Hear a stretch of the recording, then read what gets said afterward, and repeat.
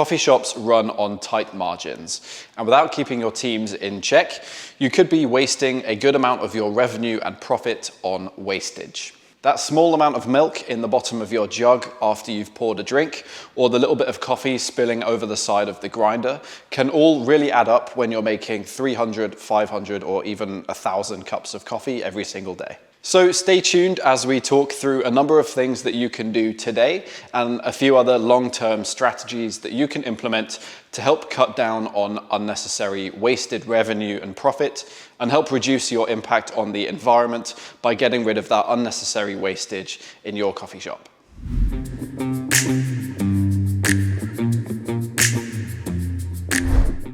So there are lots of things that you can do today and for free to help reduce the wastage in your coffee shop. And a lot of them revolve around both the milk and the coffee that you're using. So firstly, with the milk, one large part of making sure that you're steaming the right amount of milk for every single drink and not leaving a lot of milk in the bottom of your jug is to use the correct size of jug for the drink that you're making. So if you're making a drink that is between 10 and 16 ounces, you're going to use a more standard sized jug for those drinks. But if you're making something smaller, like a flat white or even a cortado or a macchiato, you're going to want to use a smaller milk jug. Using a smaller jug helps you position the steam wand in the right place with a smaller amount of milk. So that means when you're making those 4, 6 or 8 ounce drinks, you're not wasting a lot in the bottom of your jug. And another thing to think about is that you want to be using a different amount of milk for different drinks. So for a flat white or a latte where you're not going to be adding too much air, you want to make sure that you're using enough milk. But for a drink that requires a lot more foam, like a cappuccino, more of the volume of the drink will be air instead of milk. So you can get away with using less milk in the first place. It can be quite eye-opening to see just how much your baristas are wasting every day in just that tiny amount of milk that's left over in the bottom of the jug. So one thing that you could do to challenge your teams to reduce the wastage and use the right amount of milk for every drink is to, for one day, replace your sink or your pitch rinse for just an empty bucket. Get them to pour all of the milk that they've wasted into a bucket, and at the end of the day, see how much each barista has wasted. That will show you just how much those small amounts of milk can add up to over the course of a service. And you could turn it into a challenge as well. So think about rewarding the barista that is more efficient with their milk usage, or maybe encourage people and reward them to reduce their amount of wastage over time. Aside from milk, the second most common area of wastage is in the coffee.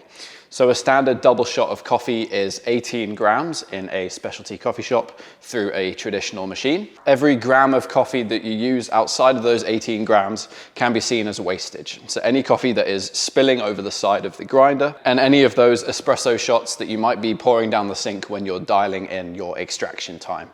Any way that you can reduce the amount of coffee that you're not using in someone's drink will be a great step in reducing the wastage in your coffee shop. So if you're finding that you have a particularly messy grinder, it might be time to upgrade, or if it's just started happening out of the blue, you might need to give your grinder a bit of a deep clean with some grinding tablets, or you might even need to service it to make sure there's no deeper issue going on there.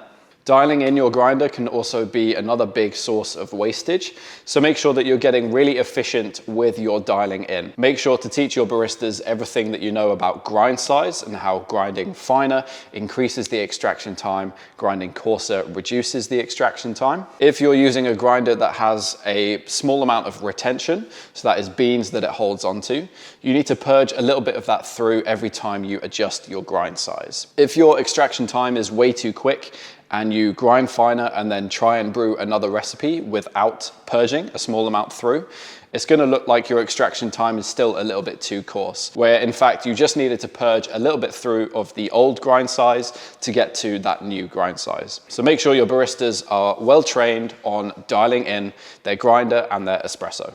Another source of wastage, but one that is more to do with energy consumption, is around your hot water. So traditional espresso machines need to be purged between every shot to get rid of those oils and coffee grounds left over on the shower screen. Try not to run a full shot of coffee here. Make sure to only purge for about 3 or 4 seconds. Some machines will even have a button that you can program to do a little quick purge of water through the shower screen. If you let the entire shot run, you're wasting a lot of hot water there, which all adds up to your energy costs. A lot of the time, we'll also see staff and baristas using hot water to preheat their cups. Now, this can be sometimes a necessary evil if a customer has asked for an extra hot drink.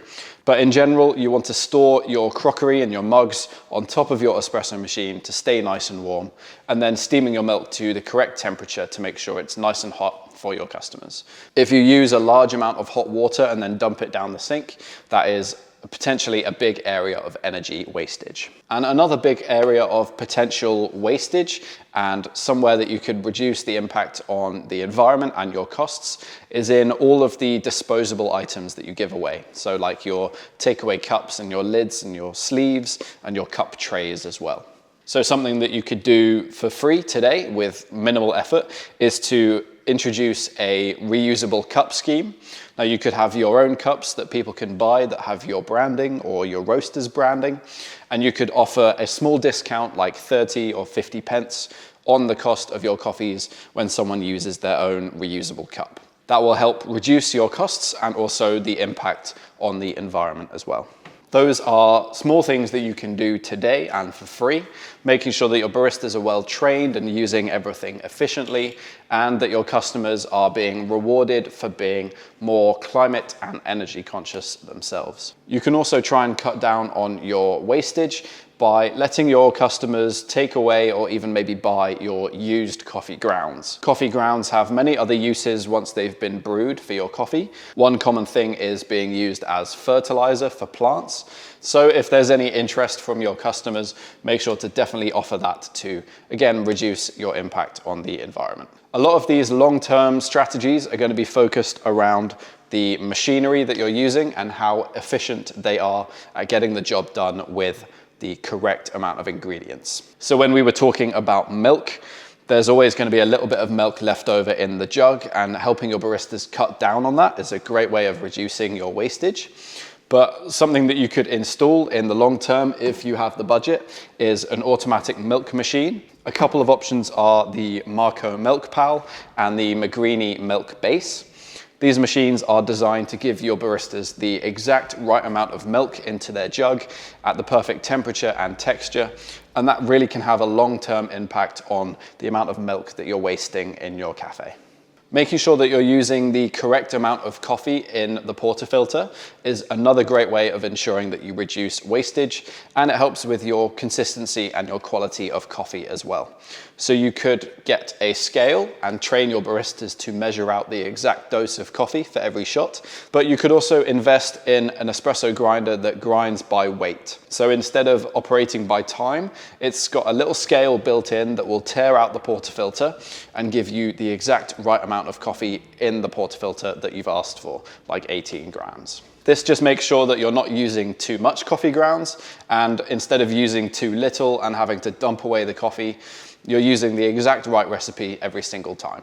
Another potentially long-term improvement, and something that is a big investment but is worth considering if you're looking to upgrade your machine, or maybe just you're starting out with coffee for the first time, is to invest in an espresso machine that is known for its energy efficiency. So machines like the San Remo range are incredibly well built and are very energy efficient for their price. They have various power saving features and modes that helps you just cut down on the amount of energy that you're using for your espresso machine. These are large hunks of metal that have to stay at around 90 degrees all day, every day. So keeping that in mind and trying to get a machine that is really energy efficient is going to significantly impact the amount of money that you're spending on your utilities, your energy bills, and that will reduce your impact on the environment as well. So if you think that your cafe might be wasting a good amount of money in wastage, that could instead go to revenue, profit, and letting you invest back into the business, then don't hesitate to get in touch with us at Bridge Coffee Roasters. We have a great team of barista trainers and engineers that will make sure your staff are getting the most out of your equipment and out of your coffee. And we also are really proud to help businesses improve their coffee, giving them a better service, a better quality coffee, reducing impact on the environment and helping you make more revenue and more profit. If you have any tips of your own that you found helpful in reducing your wastage or your impact on the environment or helping you get more out of your milk and your coffee, then don't hesitate to leave them in the comments below and check out what everyone else has suggested. Check out some of the other videos on our channel to help you serve better quality coffee, and I'll see you in the next video.